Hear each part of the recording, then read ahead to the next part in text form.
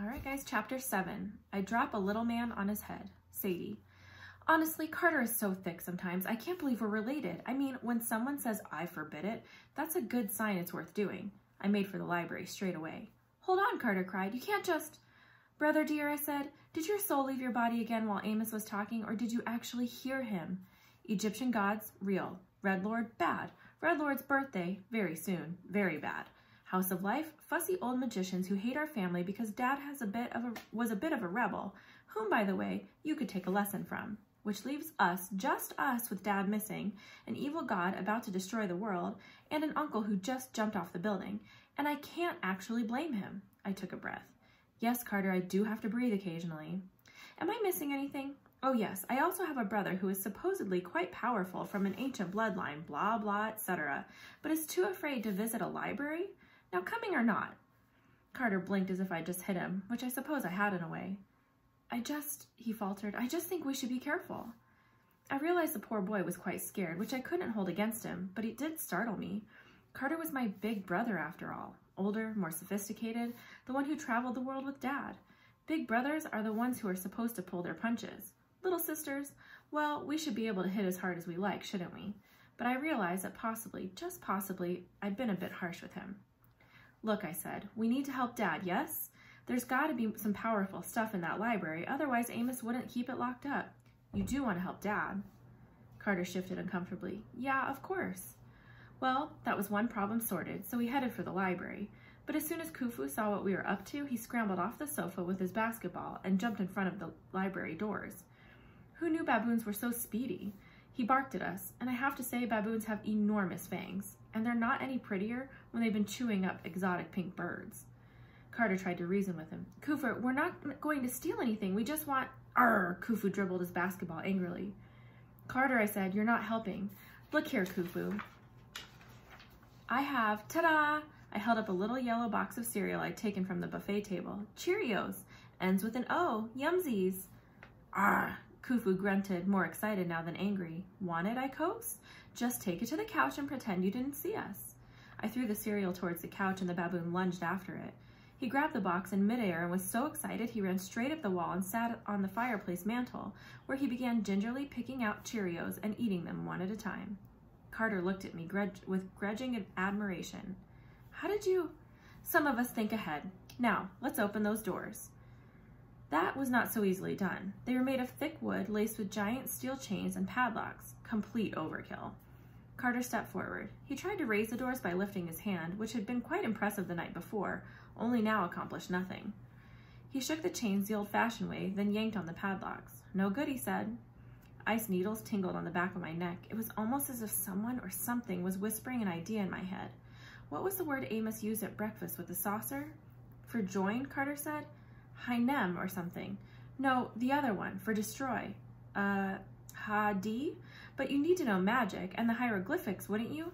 And even then, I raised my hand toward the door. I pointed with 2 fingers and my thumb, an odd gesture I'd never made before, like a make-believe gun except with the thumb parallel to the ground. Ha-dee. Bright gold hieroglyphics burned against the largest padlock. And the doors exploded. Carter hit the floor as chains shattered and splinters flew all over the great room. When the dust cleared, Carter got up, covered in wood shavings. He seemed to be fine. Muffin circled my feet, meowing contentedly as if this were all very normal. Carter stared at me. How exactly? I don't know, I admitted, but the library's open. Think you overdid it a little? We're going to be in so much trouble. We'll just figure out a way to zap the door back, won't we? No more zapping, please, Carter said. That explosion could have killed us. Oh, do you think if you tried the spell on a person? No, he stepped back nervously. I felt gratified that I could at least make him squirm, but I tried not to smile. Let's just explore the library, shall we? The truth was, I couldn't have hadid anyone. As soon as I stepped forward, I felt so faint that I almost collapsed. Carter caught me as I stumbled. You okay? Fine, I managed, though I didn't feel fine. I'm tired. My stomach rumbled. I'm famished. You just ate a huge breakfast. It was true, but I felt as if I hadn't had food in weeks. Never mind, I told him. I'll manage. Carter studied me skeptically. Those hieroglyphics you created were golden. Dad and Amos both used blue. Why? Maybe everyone has his own color, I suggested. Maybe you'll get hot pink. Very funny. "Come on, Pink Wizard," I said. Inside we go. The library was so amazing, I almost forgot my dizziness. It was bigger than I'd imagined, a round chamber sunk deep into solid rock like a giant well. This didn't make sense, as the mansion was sitting on top of a warehouse, but then again, nothing else about the place was exactly normal. From the platform where we stood, a staircase descended 3 stories to the bottom floor. The walls, floor, and domed ceiling were all decorated with multicolored pictures of people, gods, and monsters. I'd seen such allusions in Dad's books. Yes, all right, sometimes when I was in the Piccadilly bookshop, I would wander into the Egypt section and sneak a look at Dad's books, just to feel some connection to him, not because I really wanted to read them. But the pictures in the books had always been faded and smudged. These in the library looked newly painted, making the entire room a work of art. "It's beautiful," I said. A blue starry sky glittered on the ceiling, but it wasn't a solid field of blue. Rather, the sky was painted in a strange swirling pattern. I realized it was shaped like a woman. She lay curled on her side, her body, arms, and legs dark blue and dotted with stars. Below the library floor was done in a similar way, the green and brown earth shaped into a man's body, dotted with forests and hills and cities. A river snaked across his chest. The library had no books, not even bookshelves. Instead, the walls were honeycombed with round cubby holes, each one holding a sort of plastic cylinder. At each of the 4 compass points, a ceramic statue stood on a pedestal. The statues were half-sized humans wearing kilts and sandals and glossy black wedge-shaped haircuts and black eyeliner around their eyes. Carter says the eyeliner stuff is called kohl, as if it matters. At any rate, one statue held a stylus and scroll, another held a box, another held a short, hooked staff. The last was empty-handed. "Sadie," Carter pointed to the center of the room. Sitting on a long stone table was Dad's work bag. Carter started down the stairs, but I grabbed his arm. "Hang on, what about traps?" He frowned. "Traps? Didn't Egyptian tombs have traps?" "Well, sometimes, but this isn't a tomb. Besides, more often they had curses, like the burning curse, the donkey curse." "Oh, lovely, that sounds so much better." He trotted down the steps, which made me feel quite ridiculous, as I'm usually the one to forge ahead. But I suppose if someone had to get cursed with a burning skin rash or attacked by a magical donkey, it was better Carter than me. We made it to the middle of the room with no excitement. Carter opened the bag. Still no traps or curses. He brought out the strange box Dad used in the British Museum. It was made of wood and about the right size to hold a loaf of French bread.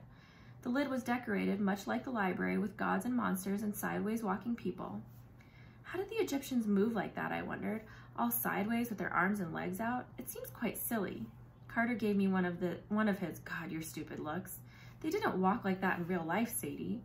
"Well, why are they painted like that then?" "They thought paintings were like magic. If you painted yourself, you had to show all your arms and legs. Otherwise, in the afterlife, you might be reborn without all your pieces." "Then why the sideways faces? They never look straight at you. Doesn't that mean they'll lose the other side of their face?" Carter hesitated. "I think they were afraid the picture would be too human if it were looking right at you. It might try to become you." "So is there anything they weren't afraid of?"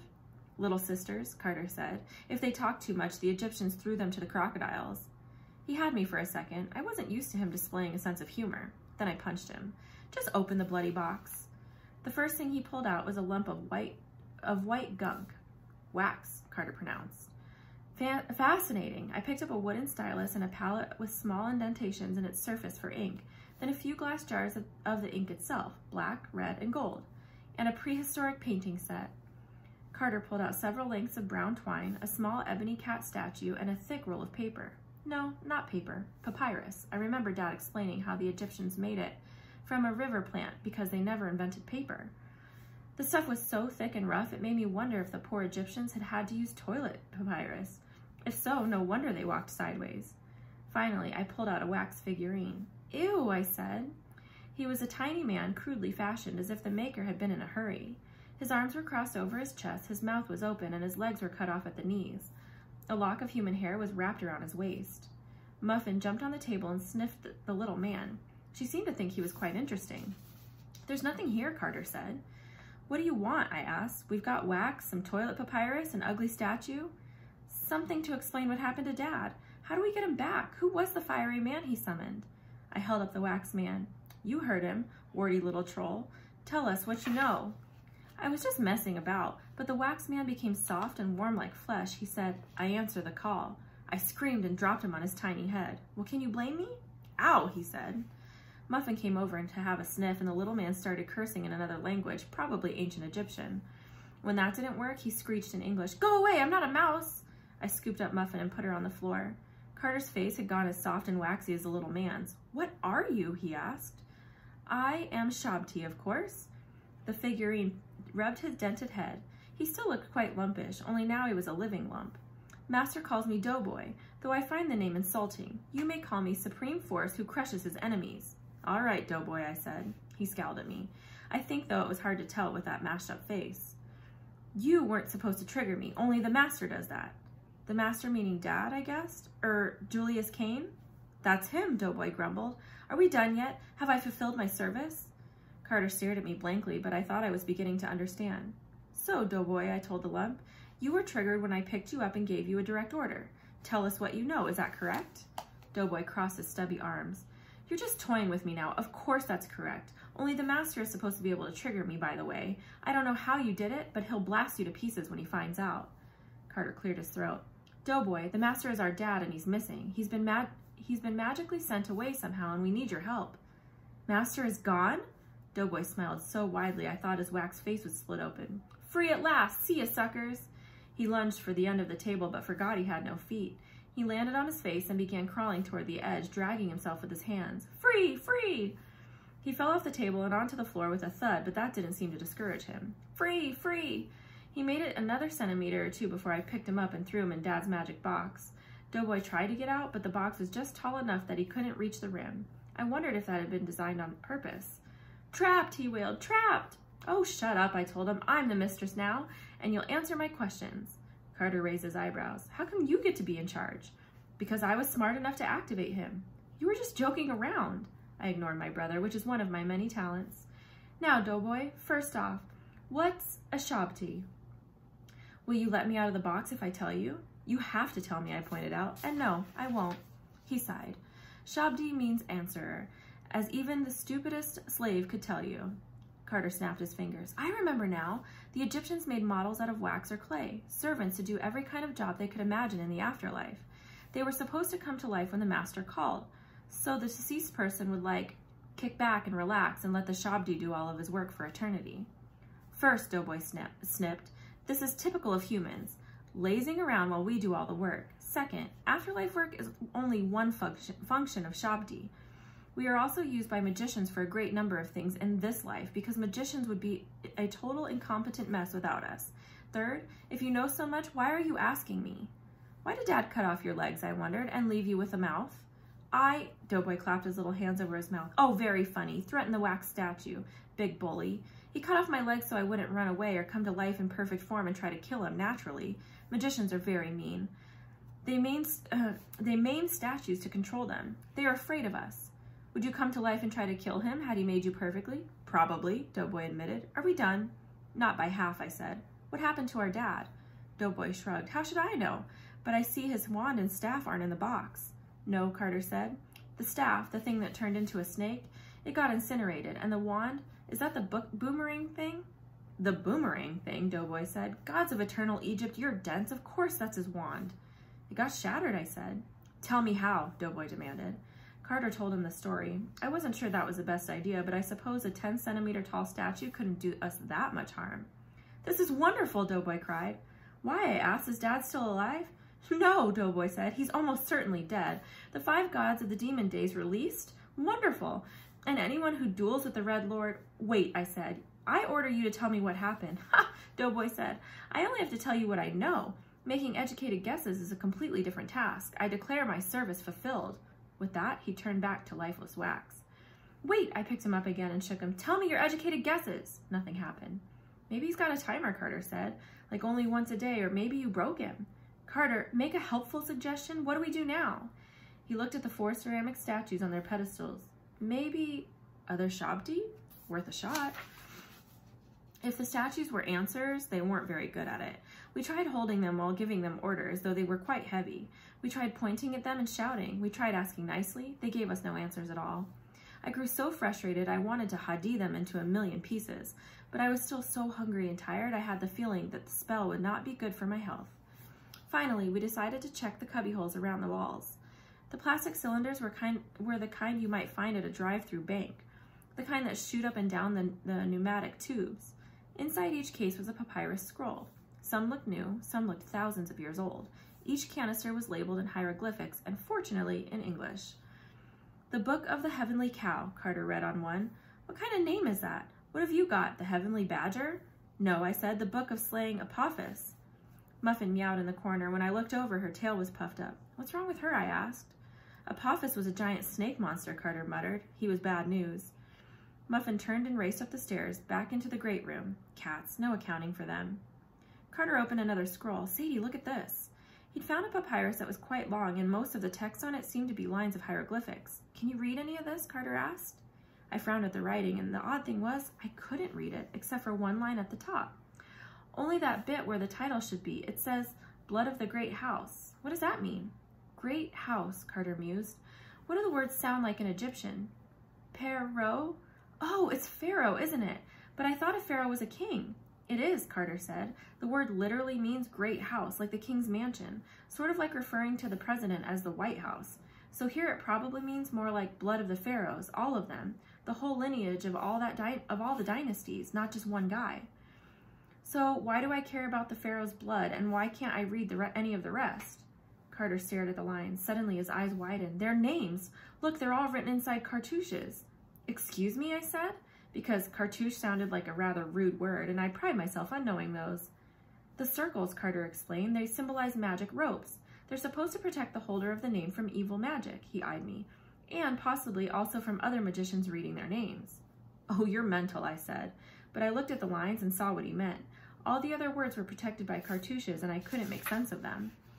Sadie, Carter's voice urgent. He pointed to a cartouche at the very end of the list, and the last entry in what looked like a catalog of thousands. Inside the circle were two simple symbols, a basket and a wave. K-N, Carter announced. I know this one. It's our name, Cain. Missing a few letters, isn't it? Carter shook his head. Egyptians usually didn't write vowels, only consonants. You have to figure out the vowel sounds from context. They really were nutters. So that could be con or icon or knee or acne. It could be, Carter agreed, but it's our name, Cain. I asked Dad to write it for me in hieroglyphics once, and that's how he did it. But why are we on this list? And what is blood of the pharaohs? That icy tingle started on the back of my neck. I remembered what Amos had said about both sides of our families being very ancient. Carter's eyes met mine, and judging from his expression, he was having the same thought. There's no way, I protested. Must be some kind of joke, he agreed. Nobody keeps family records that far back. I swallowed, my throat suddenly very dry. So many odd things had happened to us in the last day, but it was only when I saw our name in that book that I finally began to believe all this mad Egyptian stuff was real. Gods, magicians, monsters, and our family was tied to it. Ever since breakfast, when it occurred to me that Dad had been trying to bring Mom back from the dead, a horrible emotion had been trying to take hold of me. And it wasn't dread. Yes, the whole idea was creepy, much creepier than the shrine my grandparents had in the hall cupboard to my dead mother. And yes, I told you I try not to live in the past, and nothing could change the fact that my mom was gone. But I'm a liar. The truth was, I'd had one dream ever since I was 6, to see my mom again. To actually get to know her, talk to her, go shopping, do anything. Just be with her once so I could have a better memory to hold on to. The feeling I was trying to shake was hope. I knew I was setting myself up for colossal hurt. But if it really were possible to bring her back, then I would have blown up any number of Rosetta Stones to make it happen. Let's keep looking, I said. After a few more minutes, I found a picture of some animal head gods, 5 in a row, with a starry woman figure arching over them protectively like an umbrella. Dad had released 5 gods. Carter, I called. What's this, then? He came to have a look, and his eyes lit up. That's it, he announced. These 5, and up here, their mother, Nut. I laughed. A goddess named Nut? Is her last name Case? Very funny, Carter said. She was the goddess of the sky. He pointed to the painted ceiling, the lady with the blue star-spangled skin, same as in the scroll. So what about her, I asked. Carter knit his eyebrows. Something about the demon days. It had to do with the birth of these 5 gods, but it's been a long time since Dad told me the story. This whole scroll is written in heretic, I think. That's like hieroglyph cursive. Can you read it?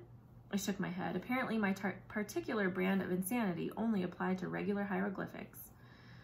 I wish I could find the story in English, Carter said.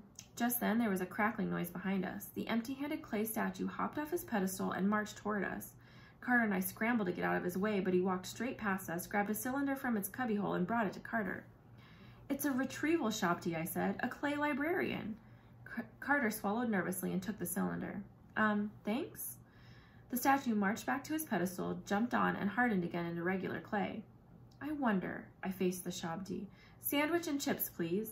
Sadly, none of the statues jumped down to serve me. Perhaps food wasn't allowed in the library.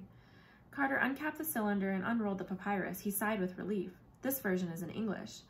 As he scanned the text, his frown got deeper. You don't look happy, I noticed. Because I remember the story now. The 5 gods. If Dad really released them, this isn't good news. Hang on, I said. Start from the beginning. Carter took a shaky breath. Okay, so the sky goddess, Nut, was married to the earth god, Jeb. That would be this chap on the floor? I tapped my foot with the big green man and the river and hills and forests all over his body.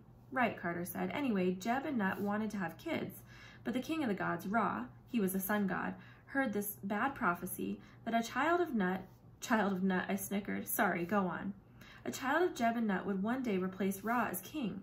So when Ra learned that Nut was pregnant, Ra freaked out. He forbade Nut to give birth to her children on any day or night of the year. I crossed my arms. So what? She had to stay pregnant forever? That's awfully mean. Carter shook his head. Nut figured out a way. She set up a game of dice with the moon god, Cones. Every time Cones lost, he had to give Nut some of his moonlight. He lost so many times. Nut won enough moonlight to create 5 new days and tag them on to the end of the year. Oh, please, I said. First, how can you gamble moonlight? And if you did, how could you make extra days out of it? It's a story, Carter protested. Anyway, the Egyptian calendar had 360 days in the year, just like the 360 days degrees in a circle. Nut created 5 days and added them to the end of the year, days that were not part of the regular year. The demon days, I guessed. So the myth explains why a year has 365 days, and I suppose she had her children during those 5 days, Carter agreed. 1 kid per day. Again, how do you have 5 children in a row, each on a different day? They're gods, Carter said. They can do stuff like that. Makes as much sense as the name Nut. Please, go on. So, when Ra found out, he was furious, but it was too late. The children were already born. Their names were Osiris, the one Dad was after, then Horus, Set, Isis, and, Carter consulted his scroll. Nephthys. I always forget that one. And the fiery man in the museum said, you have released all 5? Exactly. What if they were imprisoned together and Dad didn't realize it? They were born together, so maybe they had to be summoned back into the world together. The thing is, one of these guys, Set, was a really bad dude, like the villain of Egyptian mythology, the god of evil and chaos and desert storms. I shivered. Did he perhaps have something to do with the fire? Carter pointed to one of the figures in the picture. The god had an animal head, but I couldn't quite make out which sort of animal. Dog, anteater, evil bunny rabbit? Whichever it was, his hair and his clothes were bright red. The Red Lord, I said. Sadie, there's more, Carter said. Those 5 days, the demon days, were bad luck in ancient Egypt.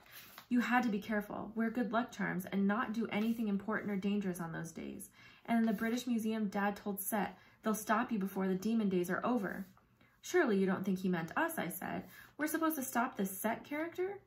Carter nodded. And if the last 5 days of our calendar year still count in Egyptian demon days, they'd start on December 27th, the day after tomorrow. The Shabti seemed to be staring at me expectantly, but I had not the slightest idea what to do. Demon days and evil bunny gods, if I heard one more impossible thing, my head would explode. And the worst of it, the little incessant voice in the back of my head saying, it's not possible. To save Dad, we must defeat Set. As if this had been on my to-do list for Christmas hauls. See, Dad, check. Develop strange powers, check. Defeat an evil god of chaos, check. The whole idea was mad. Suddenly there was a loud crash as if something had broken in the great room. Khufu came barking in alarm. Carter and I locked eyes, then we ran for the stairs.